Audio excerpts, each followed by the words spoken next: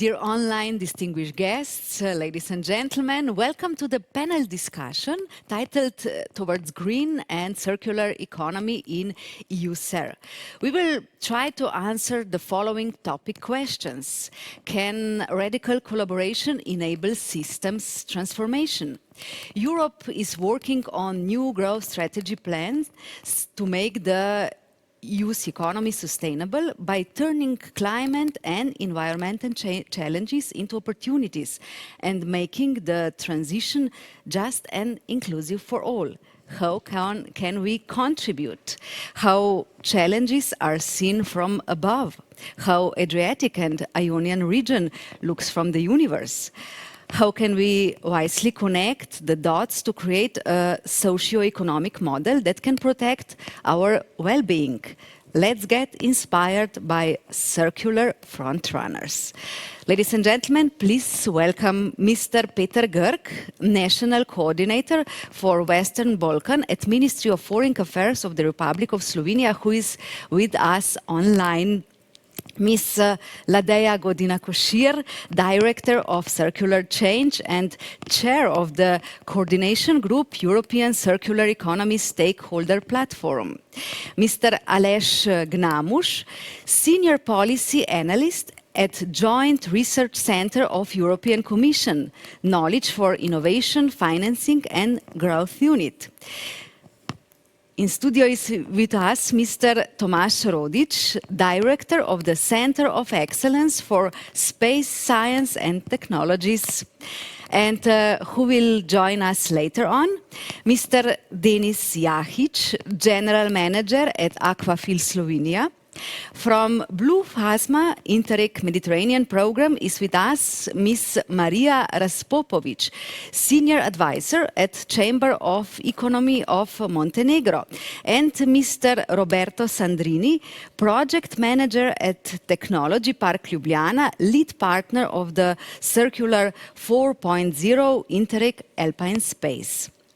I would just like to remind all of you who are following this discussion online that you can write your questions in the chat box and our guests will try to answer them during the discussion.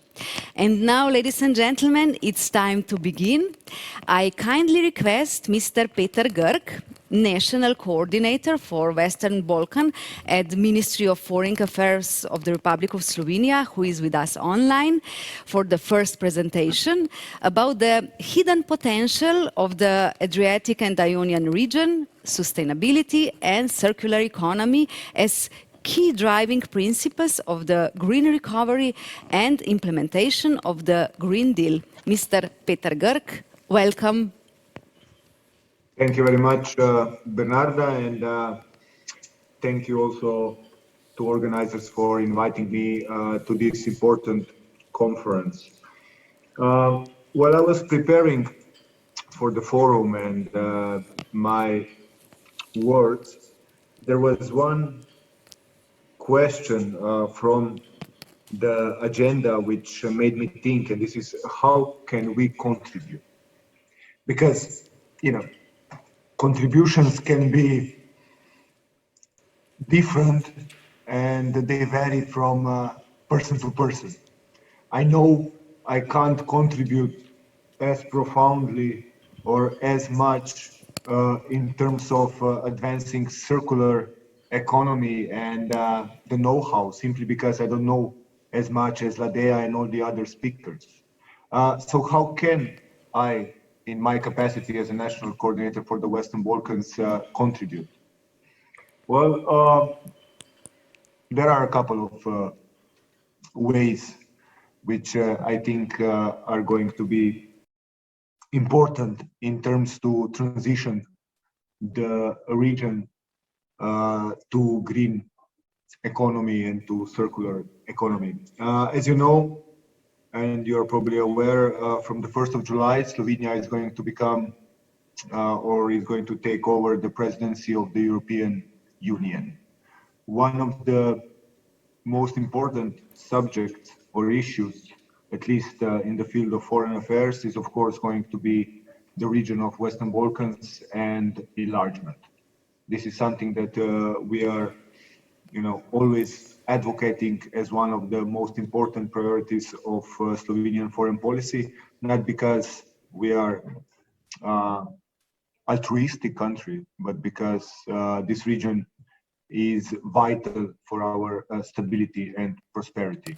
In this context, we have, of course, at the ministry started working on our priorities for the presidency, and also, looking at the ways how we can, I wouldn't say put back, but how can we enhance the Western Balkans agenda inside of the European Union. One of the things that we will do, and it's important because it's a symbolic gesture, there's going to be a EU Western Balkans summit in Slovenia during our presidency, somewhere in October. The exact date is not set yet, but it should be at any moment. Why is the summit important? Because on the summit we can somehow streamline and synchronize all the activities that European Union and Western Balkans countries are doing together. And one of the things which is going to feature most prominently on the summit is going to be the whole agenda of connectivity, and especially green agenda, meaning the transition from coal to green. As you can see from these few points, we are taking these priorities quite seriously, and we will really, or we would really like to make an impact on how the whole future of EU-Western Balkan relations looks like. So to come back to the original question, how can we contribute? Well, basically, how I can contribute is to somehow facilitate progress towards a political and economic ecosystem in the Western Balkans, which allows the countries of the region to safely transform towards green agenda and at the end of the day also circular economy. What does it mean?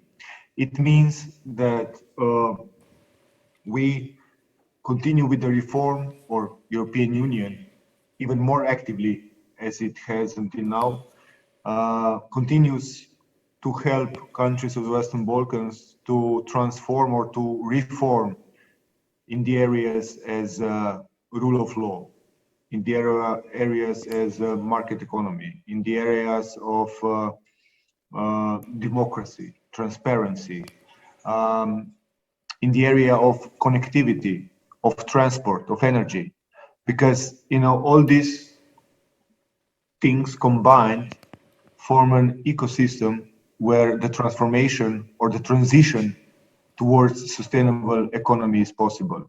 Without that, this is not going to be possible.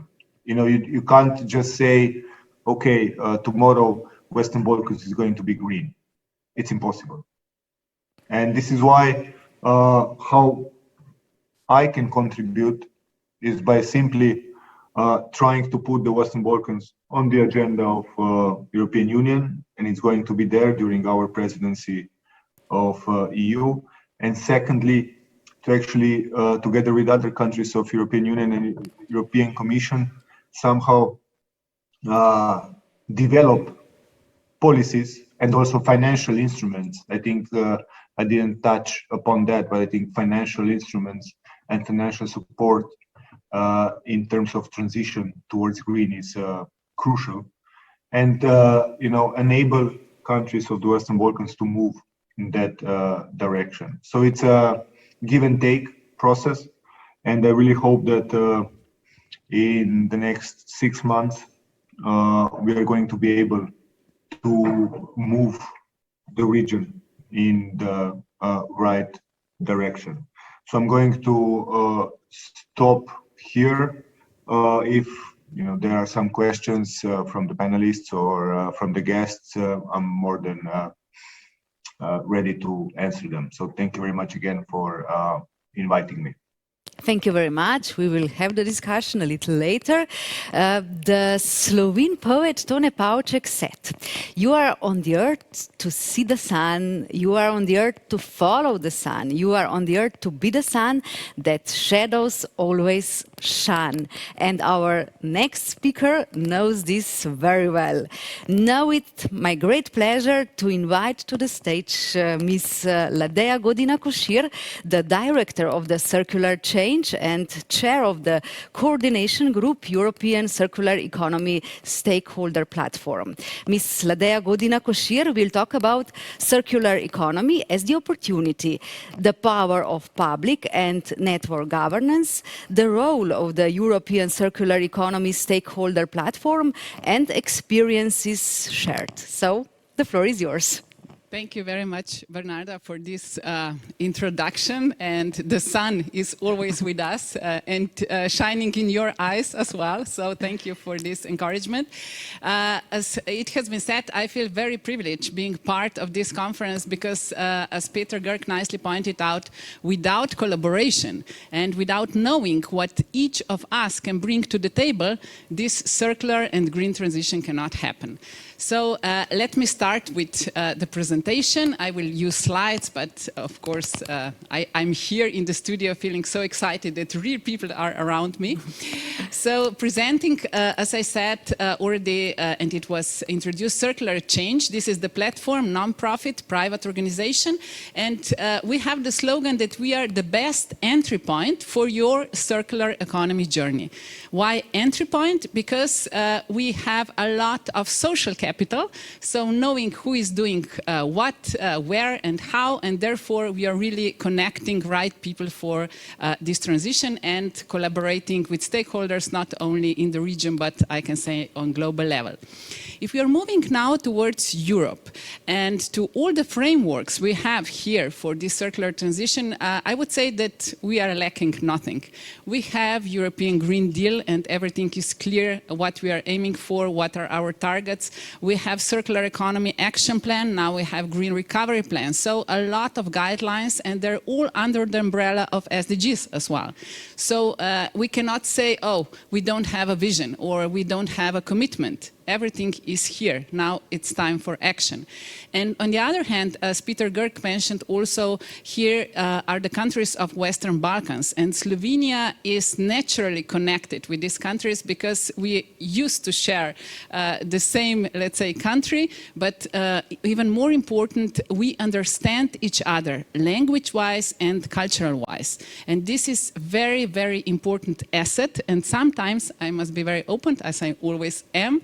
I'm so sorry that we cannot collaborate better and realize more projects and that somehow other countries are finding better opportunities for collaboration within the region and we as Slovenians are not so well organized. So this is my call for action. Slovenia is really here and with the presidency, EU presidency now we have a chance to promote our knowledge and really to connect the region.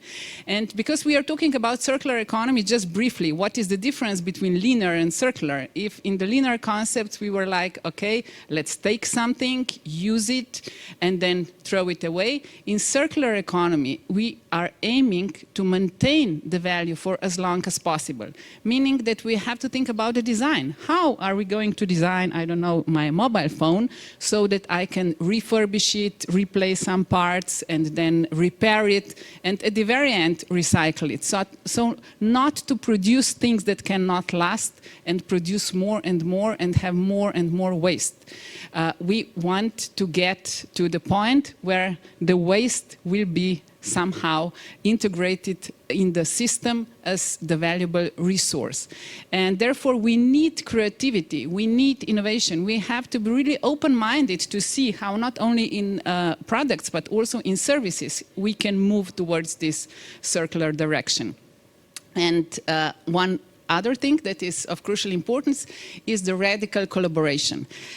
Each of us has knowledge, each of us is somehow integrated in a certain area, but we need systemic approach.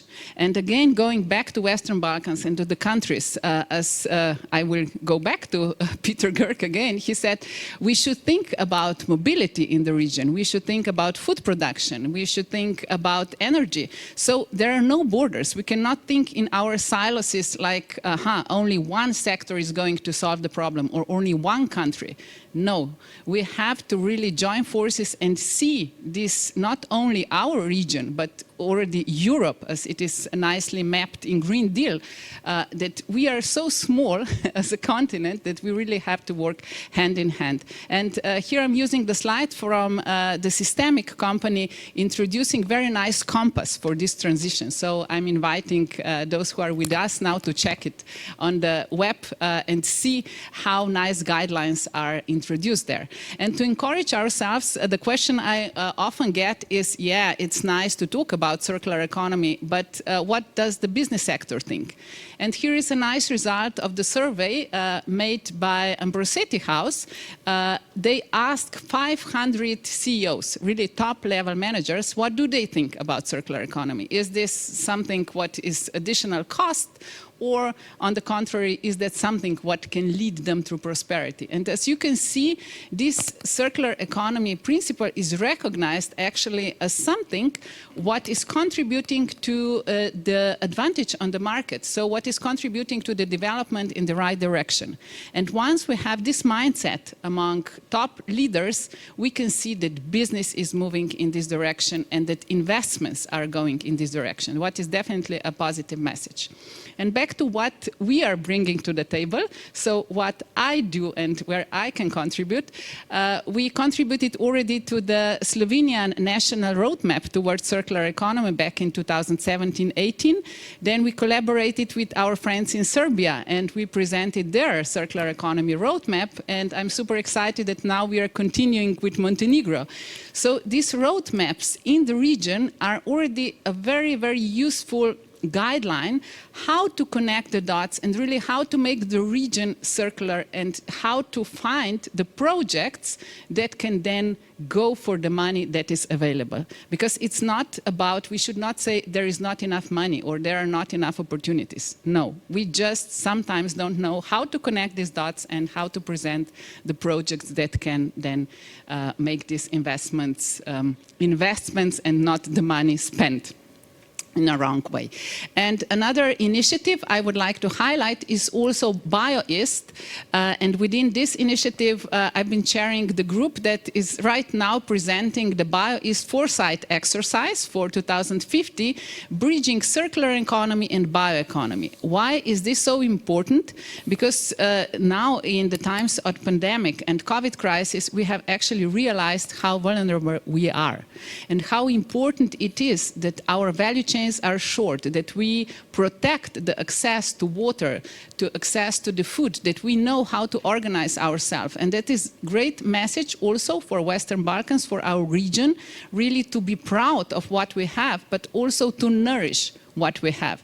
And these are the policies that are related also to bioeconomy and to the whole biosector. To conclude with that, how to do that? Networks are the key. At least I believe that we humans are those that are co-creating solutions. And we have two kinds of governance. One is, of course, public governance, and that is what we are used to, what the government is doing. But on the other hand, without bottom-up approach and without network governance, we have realized that change cannot happen. And while we are working on these roadmaps, we realize that we map a lot of stakeholders, from the government to NGOs, business sector, research, investment, and so on. So once we have this different stakeholders around the table, and together, of course, with the government, we can then create tangible results. Without this connection, only the government or only those who are working on the ground cannot achieve results. So that's why we also have platforms like European one that has been introduced, the European Circular Economy Stakeholder Platform that I'm chairing already for the third mandate now. Within this platform, I'm leading also the group exactly focusing on this network governance and really how to, I always say we have financial capital, as I said, we have natural capital, but we have human capital, and how to manage this human capital to make other capitals work in the best possible way. And to conclude, we as Circular Change are always the doers, and due to the presidency to EU, we decided to do one project also here by ourselves with the support of partners, and this is so-called Circular Insider. So you can wait for the publication where circular frontrunners from the region will be presented. And to conclude also with the quote that I believe in. So there comes a point where we need to stop just pulling people out of the river. We need to go upstream and find out why they're falling in. Oh. So this is the food for thought. Thank you very much for your attention, and looking forward for other speakers to contribute to the table. Thank you. Thank you very much for your inspiring words, Mrs. Ladea Godina Koshir. Colin Powell once said, "There are no secrets to success. It is the result of learning, preparation, and hard work." And our next speaker knows this very well. Mr. Aleš Gnamuš is Senior Policy Analyst at Joint Research Center of European Commission, Knowledge for Innovation, Financing and Growth Unit. Welcome. The main highlights of his presentations are understanding the importance of ecosystems needed to foster so much needed innovation, technical and social, for co-creation of sustainable, green and circular solutions, smart specializations on lessons learned on the EU level. So, Mr. Gnamuš, welcome. The floor is yours. Thank you very much. First of all, thank you for inviting me. I will try to guide you a little bit in a short time, as not much is possible, through the short presentation. Could I have the presentation, please? We agreed with the organizers that they will run it for me. Could I have my first slide, please?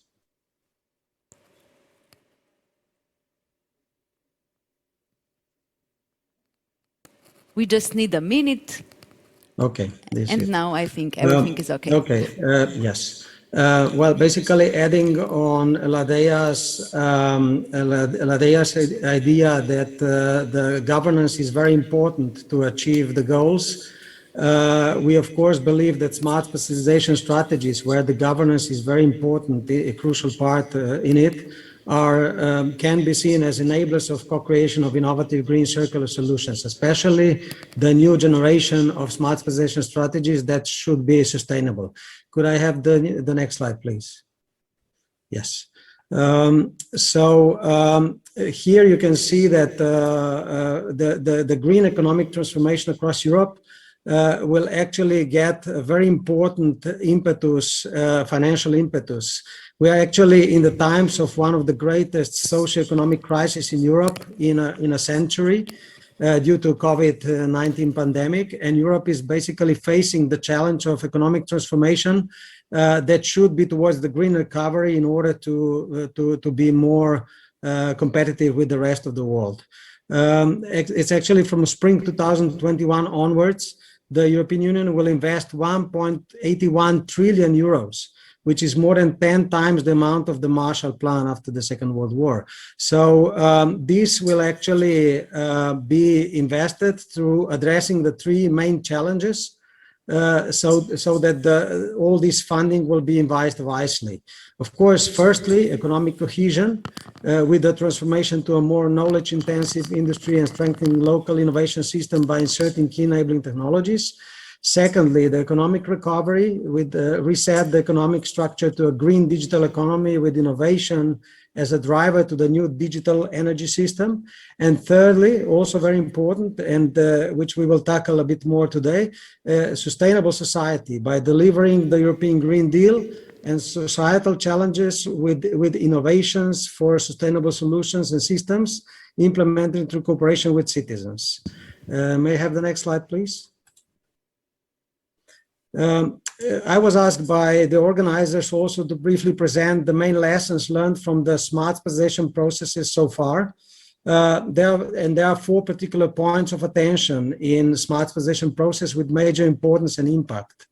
As you can see here, governance is an important part of it. I'll come to it, but a very important part is so-called entrepreneur discovery process, which actually involves and guides the public and private investments to the areas with potential to meet the socio-economic developmental goals of the territory. The governance also very important, of course, when it comes to the very sensitive moment of deciding and implementing strategic priorities. There is a need for very inclusive smart specialization governance structure that prevents being captured by specific interest groups, powerful lobbies, or major regional stakeholders. The third very important challenge here is monitoring and evaluation. Monitoring being a system to gather and process information and somehow make it transparent for the whole process, and guiding the logic of intervention.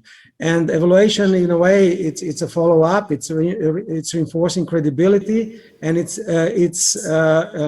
enabling a feedback loop to correct outstanding issues in the process that didn't work so well in the past.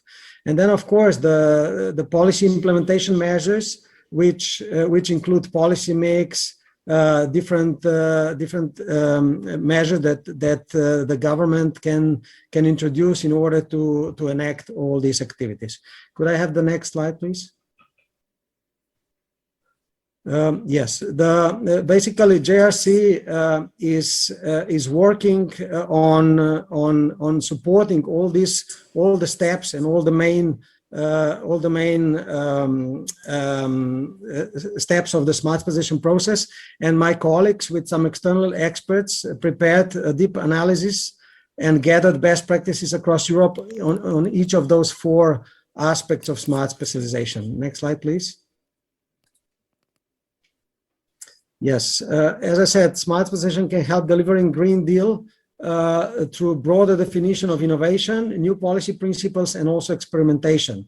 Now, very briefly, what does it mean? So, first aspect is that innovation should no longer be considered only as a mean to achieve economic growth, but also as a mean to find solutions to societal, environmental challenges, creating new competitive advantages in the market through the new green technology solution and services.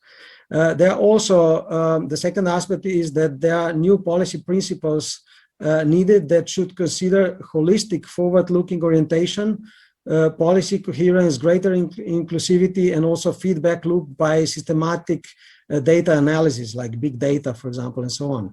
And the third aspect, which I will also touch upon a bit later, is the new experimentation towards the transformative goals. Could I have the next slide, please? Here we are talking from smart specialization strategies to the new generation of the sustainable smart specialization strategies. So you can see here on the left, there is typical typical picture of depicting the typical smart specialization strategy process, which takes into the consideration economic potential, innovative potential, scientific potential, and also societal challenges. With this new sustainable generation of smart specializations, we are adding here the environmental challenges, and those environmental challenges are actually including also the Green Deal principles and sustainable development goals. Here, the most important part is that we are, by harnessing knowledge to avoid negative environmental aspects, aligning social and environmental objectives, and also reorienting the economy towards human well-being, but also towards environmental well-being.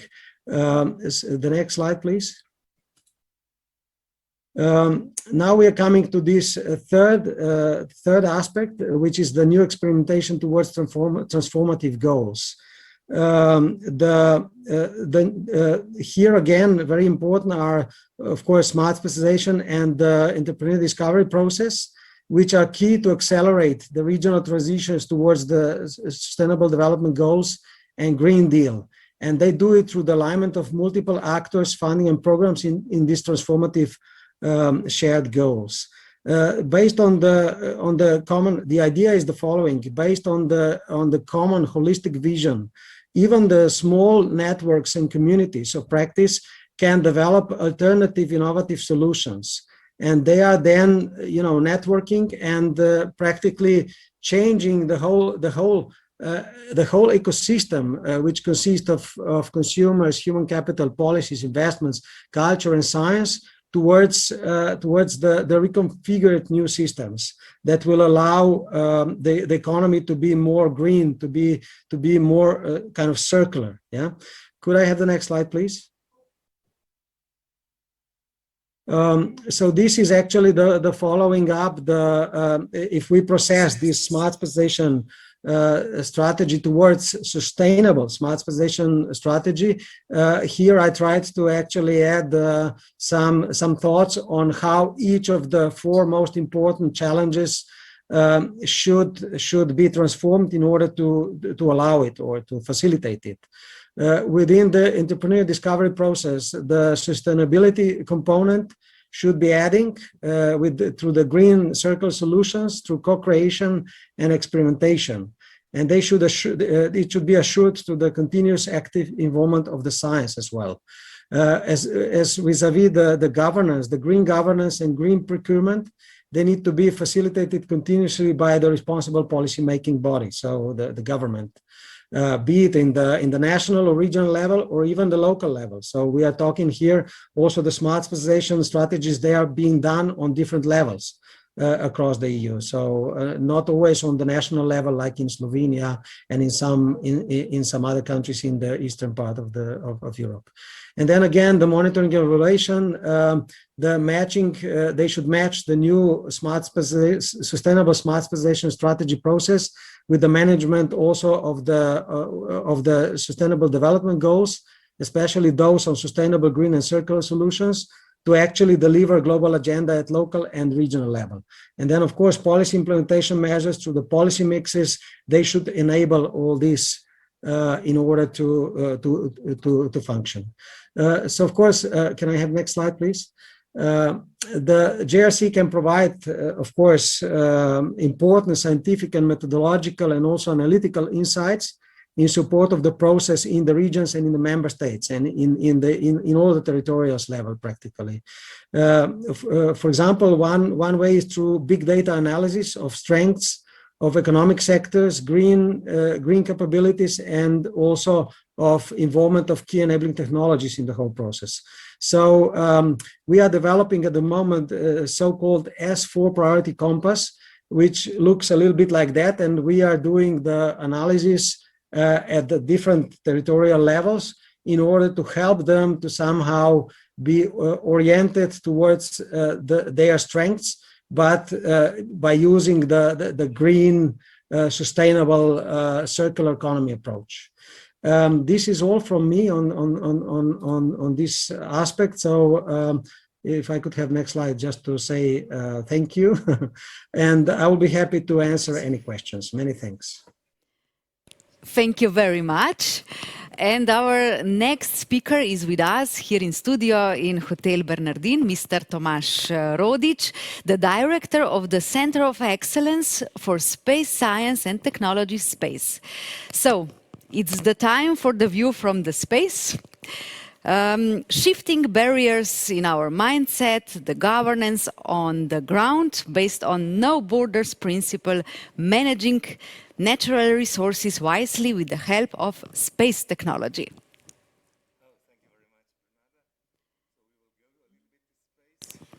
I would just ask you to use the microphone. Yeah, thank you. Maybe you will hear me better this way. Yes, let's take you a little bit to space and space technologies and what they can help us. 10 years ago, we started with a dream to employ small satellite technologies. And this is pretty much the video that we had in our mind, where we wanted to develop a really small but agile satellite that can contribute to see our Earth from space in rather good detail. And for the first time, we wanted to do that, to combine multispectral imaging with video acquisitions. And our dream came through on 3rd of September last year. So many years after, with the launch of our satellite, Nemo HD. And with that satellite, we actually accomplished a bigger dream, because we were not developing only a satellite, but also the infrastructure here in Slovenia with the ground station so that we can communicate with satellites in space. We wanted to get data from space and analyze them to help us think our environment, to see how our water bodies, smart city solutions, and so on. And this would provide us a relatively global view. On macro level, we could see from space many global developments, but we also want many details. And you can see that we can address many social development goals related to water, food, energy, as well as economic activities and recovery, even after COVID crisis. So what you see here on our screen now is the satellite that has already been mounted on the payload structure of the rocket. And I will take you through a little bit through that process, because this is the inside, how the satellite looks if we open the panels and we can see inside. And you can see what it really is a big eye, a telescope that then divides different spectral channels into our digital information in space and then sends it down to Earth. Many Slovenian technologies have been well aligned to develop this goal for us.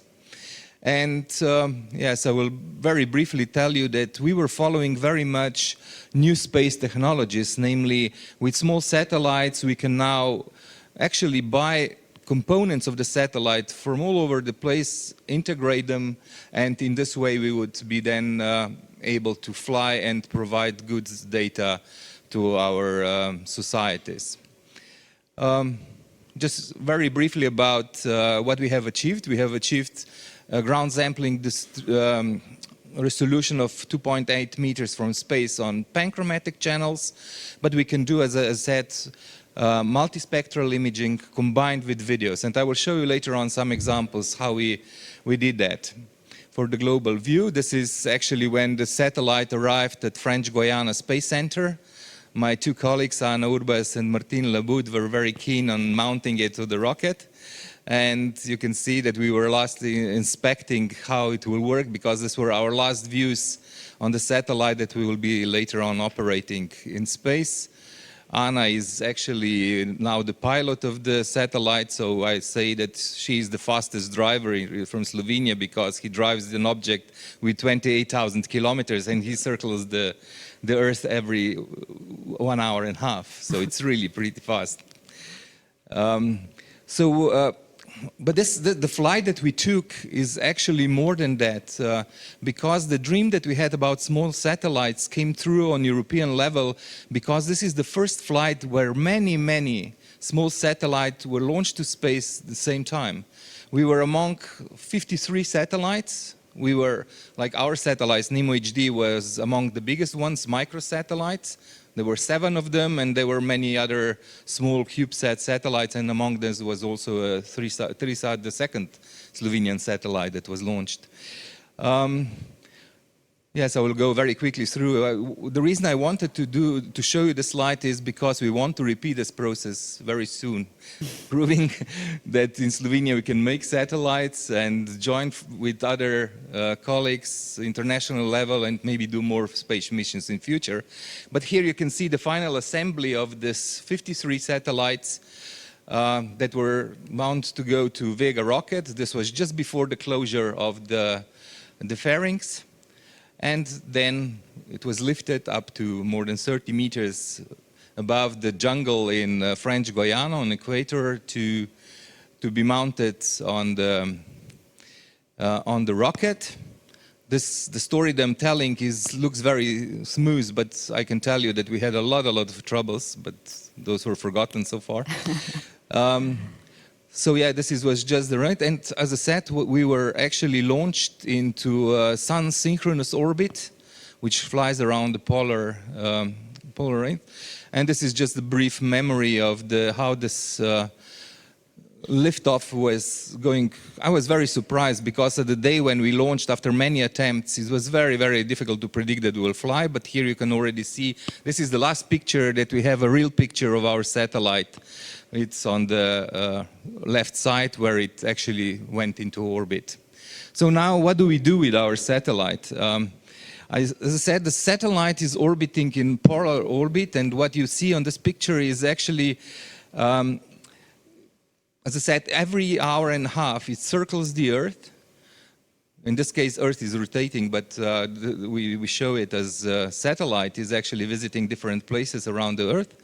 And the circle around shows you the communication circle, how far we can talk to the ground stations on Earth to do that. And from this you can see that during the day we can communicate with our satellite 3 times and then again in the evening. So we have morning and evening shifts in commanding our satellite, ordering what it should image.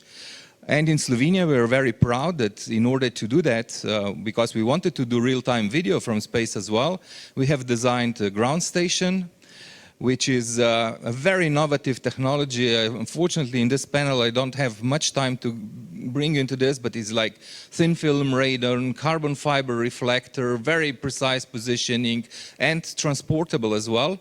In Ljubljana, we have assembled this ground station in 1 day, and it is actually as a part of smart city complex because it sits on a parking lot, park and drive, where we have also all the infrastructure, and from that we can then communicate with our satellite. And even in one of the containers, we even have a provisional control room where you can control the satellite from that. Of course, this is not the most comfortable way of running it. We can even do it from the bedrooms now with COVID crisis. But yes, we have a bigger control room in our University of Ljubljana, at Faculty of Natural Sciences and Technologies, and antennas are installed at the Faculty of Electrotechnics. And this is actually one of the things where we can do. The first images that we got from space is actually scanning with low-resolution camera, rather wide SWAT, where you don't see many details, but you have a little bit more global view of what is going on, and you can see the Gulf of Trieste on one side, and you can see on the other side the Rijeka and Ičići and even Cres Island there from space. But as I said, we want to have even much deeper insight and more precise, and here you can see how we are imaging Ljubljana when we fly over. We can often do the target tracking when we concentrate on a city and try to get as much information out of the images as we can. So this picture is just to stress once more, we have really multi-payload satellite with different cameras on board, with different possibilities to gather digital data. And you can see that this is just one spectral channel, for example, but even a case of Ljubljana is very interesting for us because when we look at Ljubljana, you will see that although it's urban, it has a lot of other features around. I have covered here now, we have forests, we have fields very close to the city center still. We have urban areas where we have a lot of city activities. And of course, there is a river flowing through and so on. And we really want to from this fragmented images, we want to, even from one single image from a satellite, we have a lot of data which many different groups could use. For example, here we have added a layer. We had invasive plants in Ljubljana, and there is a special project in circular economy. Although we have invasive plants like Japanese knotweed and many others, we want to remove them, but still do something useful out of them. Of course, Ljubljana is subjected to floods, so we can monitor natural disasters. And here is, for example, one of the activities. There was many years ago, we had floods where we used a lot of time to compute where the extent of floods. Now we can do that after the satellite flies over, we can already deliver images in real time and help.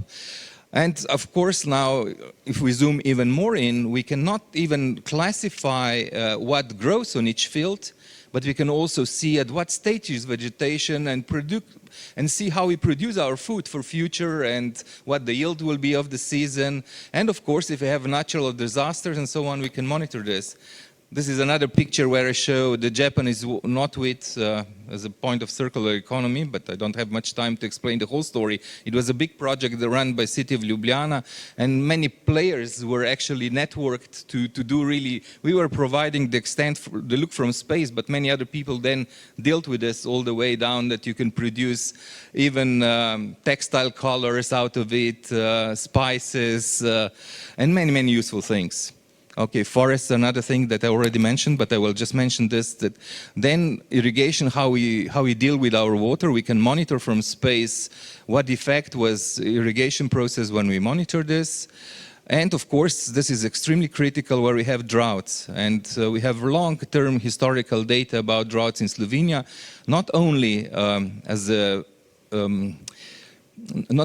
a meteorological drought, but actually what effect it has on vegetation, what are the damages. And with this, we are very proud that we have developed this for the whole Danube region, and all the countries along the Danube region are using the same type of information to estimate damages. I mentioned floods.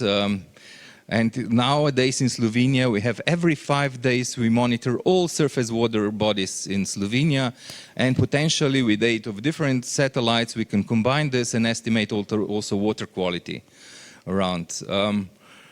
Also, we can see how many boats are there, what they are doing, especially in tourist season. We want to know that they are safe and so on.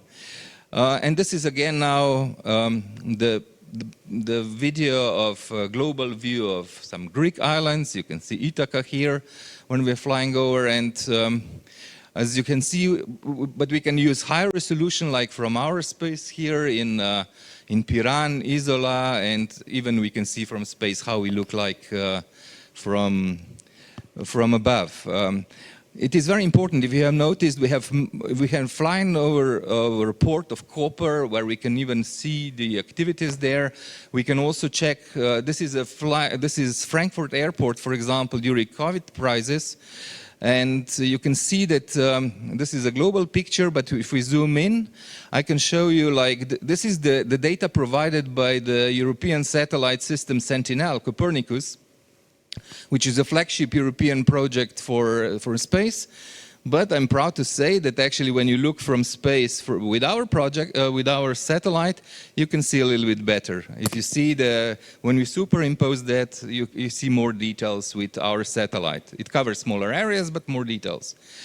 And further on, what we can do if, now we would need to look at this a little bit longer, but here you can see the traffic, you can see planes moving and so on. And I have another example where we actually even monitor the plane taking off. We are now imaging different parts of the Earth. So this was New York airport, which is also quite active still during COVID crisis. So we can estimate that. Am I too long? Okay. We are a little short with time. Yeah, I'll just show another thing. I'm sorry, I'm so excited about. It's very interesting. But yes, this is monitoring of Socha River. And the other examples, sorry, I will want to do this as well. Oops. This is the message from the universe. Yeah, and you can see that we can easily monitor Socha River because it's along the path of the satellite. But this is another more demanding example of Sava River in the cross path, where we can actually look at more detail here. All I wanted to really present is that our satellite is also very agile and we can navigate it. So it's not just looking down, but we can look around. And we have many challenges in our area where we want to do the features, and with the European Space Agency, we have now defined technology demonstration cases where we will really see how well Slovenians have contributed to space technologies and which new challenges we can take here. And with this, I think, unfortunately, I need to stop. I apologize for the... There's many things that we do. Yes, thank you very much for your very interesting presentation. Now we have just a few minutes for a short discussion. Mr. Girk, if we speak about connectivity and interdependency of different stakeholders in the Adriatic and Ionian region, what are the experiences gained on the last COVID year and which were the key lessons learned? Yeah, thank you very much for the question. I think one of the key lessons which, at least for me, is left from these pandemics, which I hope is slowly coming to an end, is the following, that, Western Balkans as a region is part of Europe. Is one of the most important parts of Europe, and we can't, solve issues, problems, let's call it, of the future of Europe without including the Western Balkan countries. This was shown also through the whole process of supplying vaccinations and emergency equipment and so on and so on. What it showed is that without ensuring or enabling faster, more open borders between the Western Balkans countries and European Union countries, that we cannot not expect to solve issues in a right way. Meaning that after the pandemics, and after we return to normal life, I think part of this new normality should be also much more engaged European Union in the region through enlargement process, but also through actually implementing what we have written and promised in a lot of documents. This means implementing projects of connectivity, be it on the infrastructure, energy, circular economy, green agenda side, but also, and this is something that I would like to stress for the end, in the field of youth connectivity, people-to-people contacts, and especially, giving perspective to the young people who have not just during the pandemics, but even before, suffered the most because the Western Balkans is not moving as fast as it should towards European Union and the standards and values that we all hold dear. Thank you. May I jump in, Bernarda? Yes, please. Because I know that we are short in time, if I may. It was super interesting hearing from Mr. Gnamush about the smart specialization, but in particular now Mr. Rodic. And may I ask you now, because as I said, with circular change, we are connecting the dots. And I see so much potential in the data that is available through your project. My question is whether you are engaged in things like smart specialization, green recovery, and so on. Where are you? Because I see that, it is super important what you're doing. Yes, actually, very thank you for your question, because this is the part that I wanted to finish with. Because I'm often criticized that I'm so excited about all these technologies.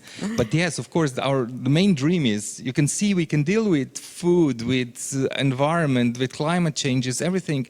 And what we want to do with our satellite, and this is something I didn't want, we are so much open for anybody suggesting what we can do for them, because probably the things that we can supply, the data that you can get available from our satellites are maybe useful in so many ways that even we cannot imagine.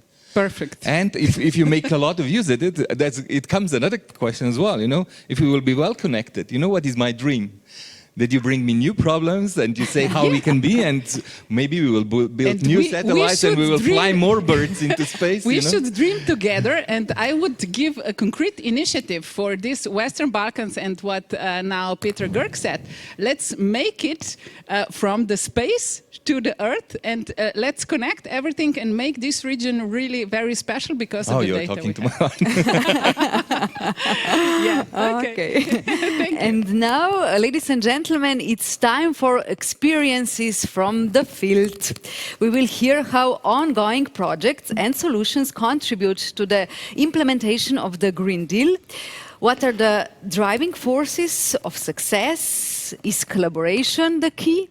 And our first guest is Mr. Denis Jahic, General Manager at Aquafil Slovenia. He will talk about new circular business models, new sustainable materials, and new approach towards value chain creation. So, Mr. Denis Jahic, welcome. Good afternoon. Thank you very much for the invitation and the opportunity to be the speaker in the sixth forum. I will share my presentation. Do you Yes, see? we can. Yes, we can see it. Okay, so I'm Denis Jahic and I'm General Manager of Aquafil Slo, the Slovenian part of the international Aquafil Group, one of the leading producer of nylon 6 globally and pioneer in the circular economy.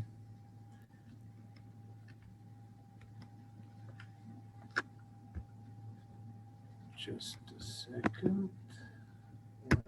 Okay, so we have 18 plants in 7 countries and we are employing more than 2,600 people. Besides the plants in Slovenia, Aquafils are located in Italy, Croatia, United Kingdom, United States, China, and Thailand. So our main activity is manufacturing of nylon yarns for carpets, nylon yarns for apparel, and engineering plastic. Since 2007, Aquafil's priority has become doing business sustainably. This strategical shift has led to many changes in operations and in business, particularly in the field of recycling, energy, and culture of sustainability. One of the most significant was marked by the implementation of a globally unique nylon 6 recycling process called ECONYL regeneration system. The chemical plant itself is located in Ljubljana in Aquafil Slo, and it is able to regenerate nylon 6 waste, such as fishing nets, old carpets, and industrial waste, into the raw material, which was traditionally obtained from crude oil only. The waste is sourced all over the world from America to Europe and Asia. And since 2011, we have diverted more than 50,000 tons of fishing and fish farming nets from incineration and nature, and more than 30,000 tons of carpet from landfills. So, once the waste comes to our company, Aquafil, it is mechanically pre-treated, shredded or washed, and then chemically regenerated by depolymerization to obtain the raw material, which is used to produce the ECONYL, nylon. Our product, ECONYL, has the same quality and performance as standard nylon 6 and can be recycled forever. That's why it can be then transformed into the yarn and used by many fashion and interior brands in their final products. Just to mention that among the growing number of brands using ECONYL, there are very famous names such as Prada, Gucci, Adidas, and so on. Oh, sorry. I made... Now we can see you and it's very nice, but we Thank can't you see very your much. presentation. Do you see the presentation? We still see your face. Okay, just a second. Now we can see the presentation. Thank you. Yes, I'm going down. So, here we are. Yes. So, also because the ECONYL production process, besides using waste as source for secondary raw material, has proven environmental benefits calculated with life cycle assessment methodology. ECONYL raw material has up to 90% lower CO2 emissions compared to the traditionally produced one. As of 2020, ECONYL regenerated nylon represents around 37% of Aquafil's turnover, which is approximately 500 million of euros. So, however, in Aquafil we are aware that the chemical recycling alone is unlikely to make the nylon 6 industry independent from fossil-based raw materials.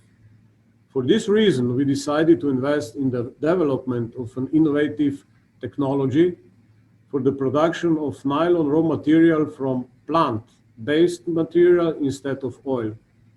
In 2018, a strategic partnership was created with Genomatica company, the leading US bioengineering company, which then involved the entire industry, forming a consortium through the project Effective that consists of 12 organizations from 7 countries, from the producer of raw materials to the final brands.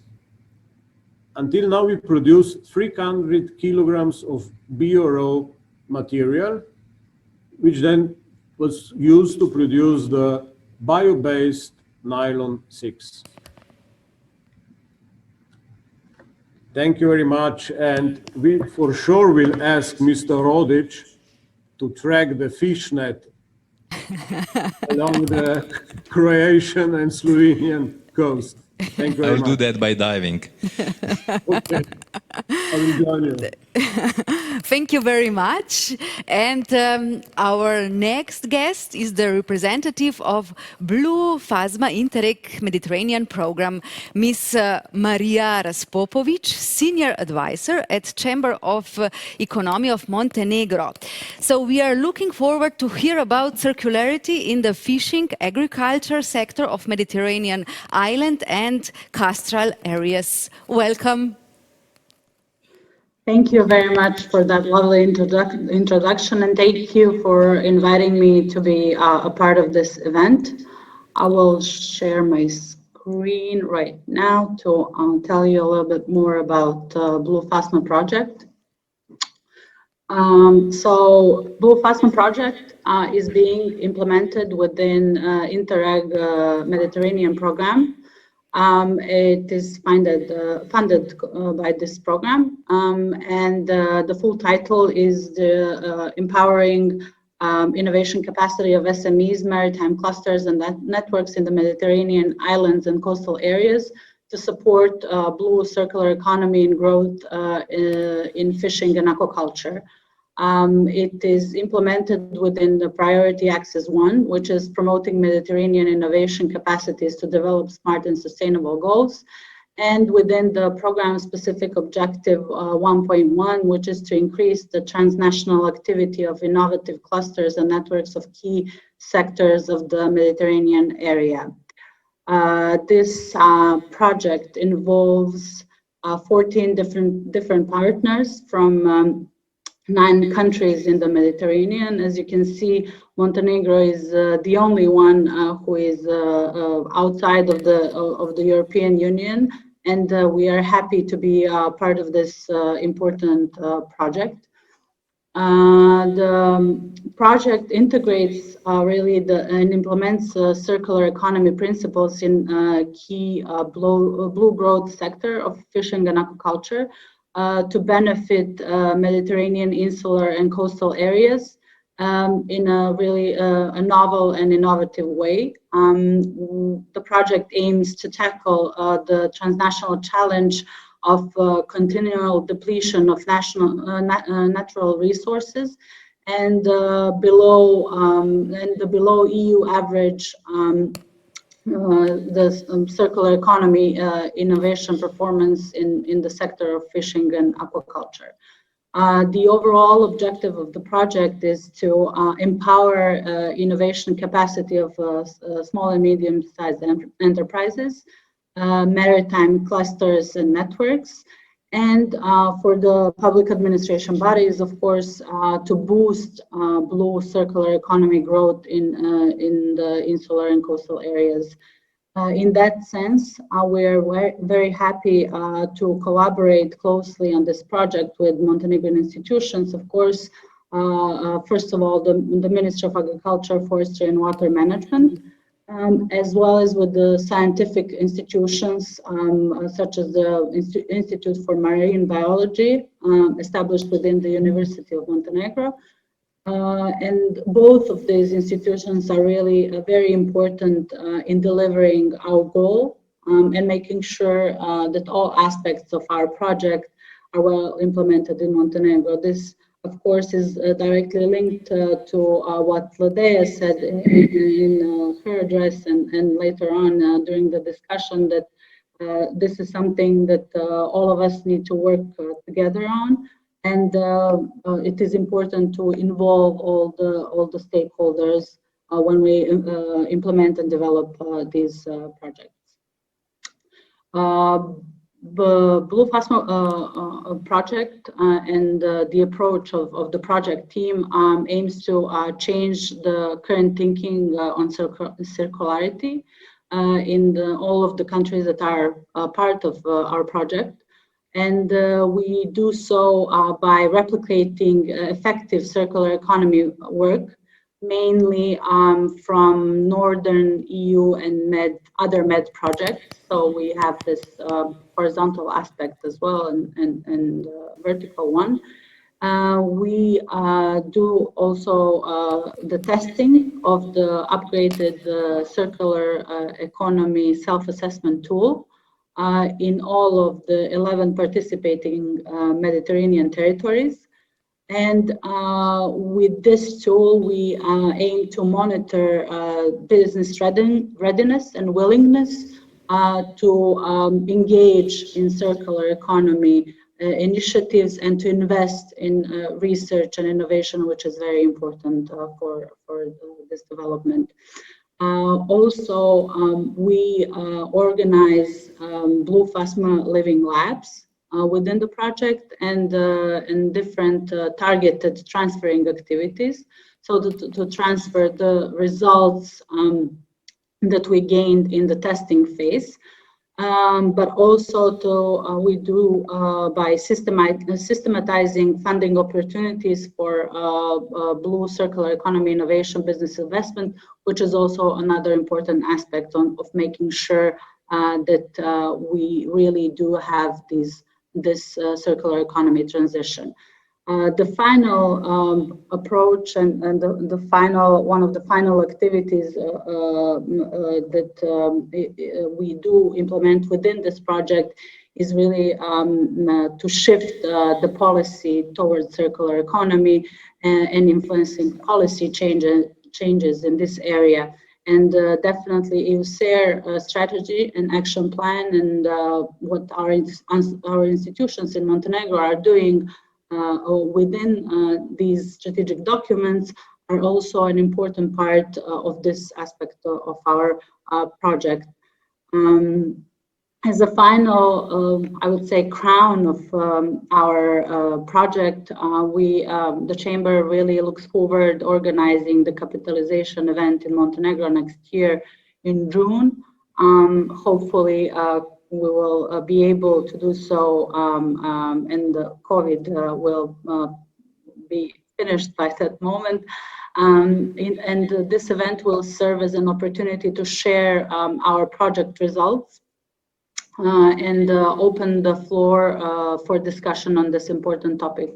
Another thing that is important to note is, of course, this project is related to circular economy in fishing and aquaculture, but the idea is for the same, let's say, approach to be developed for other blue growth sectors, such as tourism and so on.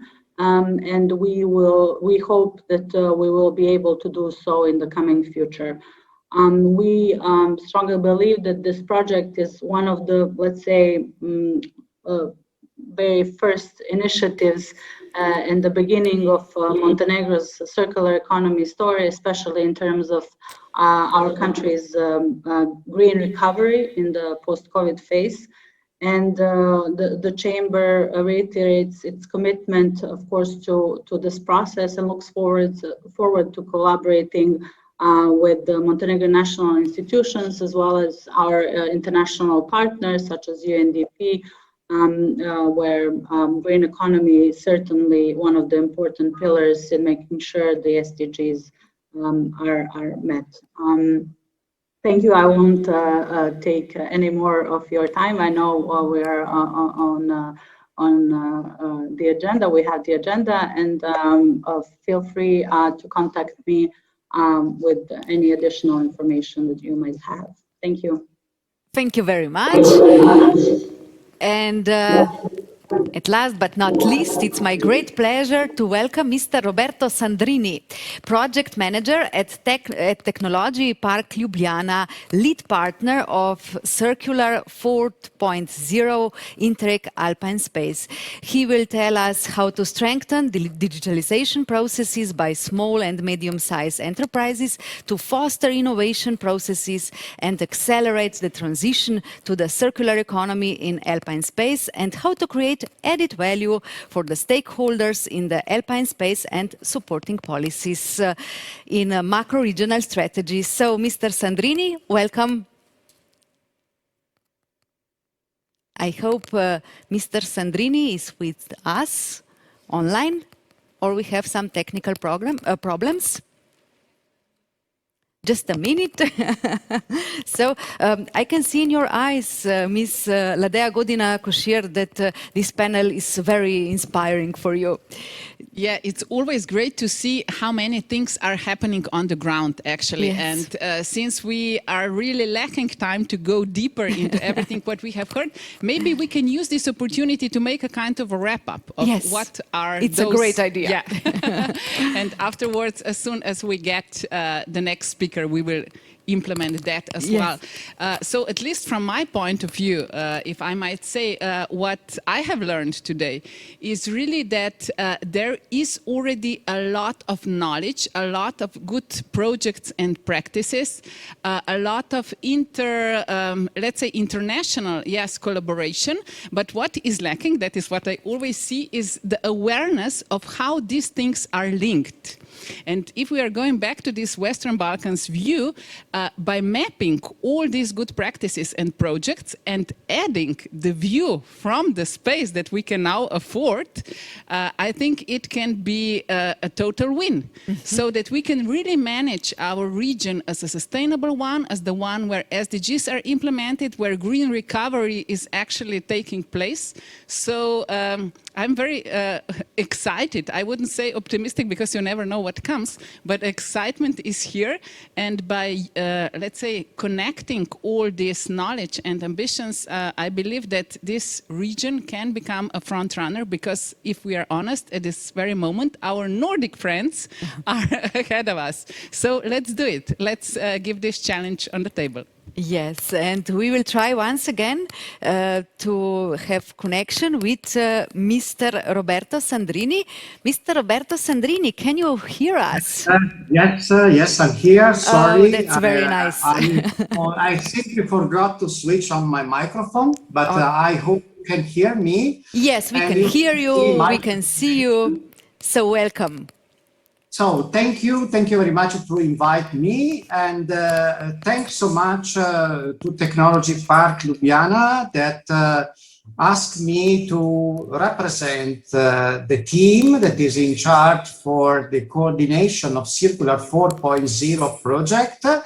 And I will talk something a little bit about this project that is running since November 2019. So we are in the middle of this project. You see that the full title of this project has been highlighted with some words in red because they are keywords. First of all, Circular 4.0, that is combining, if you remember, circular economy and industry 4.0. This is one of the pillars of this project. Second point, the word enablers. That is the connection between digital technologies and circular economy. SMEs that are the final beneficiary of our project, and then Alpine Space area. Technological Park Ljubljana and Slovenia is leading one big project that is including 15 public and private institutions coming from France, Germany, Austria, Italy, and Slovenia.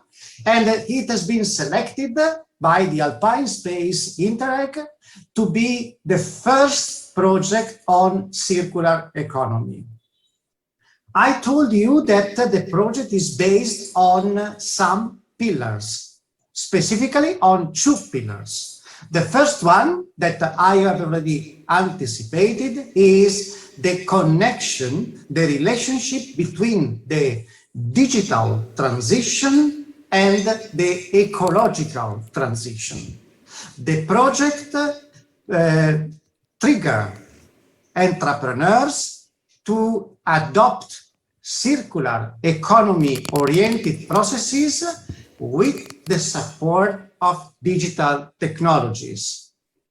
And to this end, Circular 4.0 project is based on the well-recognized relationship between the digitalization and the circular economy. The digital technology can help the circular economy transition. This is one of the first pillars in our project and in many Alpine space policies. The second pillar is the specific approach to circular economy that is designing the kind of intervention we would like to address when assisting companies, intermediaries, and policymakers. For us, circular economy means value recovery, means optimal use, and means circular design. Where value recovery means a longer life of the project, of the product, of the service. Circular design means eco-innovation and eco-design, and optimal use means the best way to exploit resources.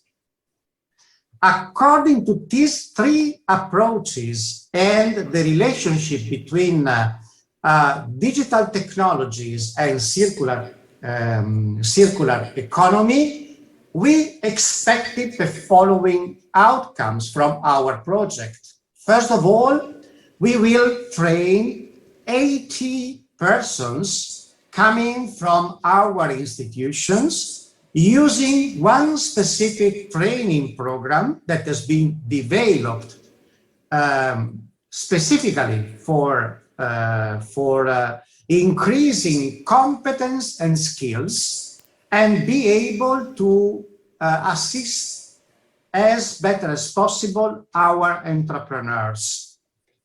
And we are going to assist 280 small medium enterprises to accelerate their transition to the circular economy, to adopt innovative business model, to increase their attitude to optimal use, to reuse or eco-design. Additionally, we will help entrepreneurs to design their intervention project, and we will match them with investors.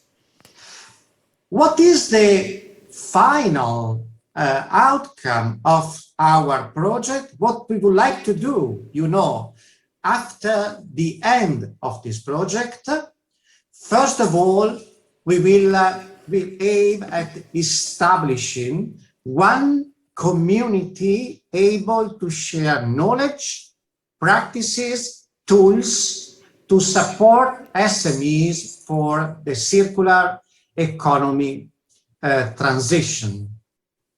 This community that will be enlarged to other countries, so not only alpine space countries will be invited, but potentially speaking, all the Adriatic area could be involved. So this is an invitation for Maria to become part of our community and contribute with the knowledge they gain with their very interesting project. So we are going to establish a big community composed by policymakers, by intermediaries, and by entrepreneurship. The community will share knowledge, will increase business, and will support the ecological transition.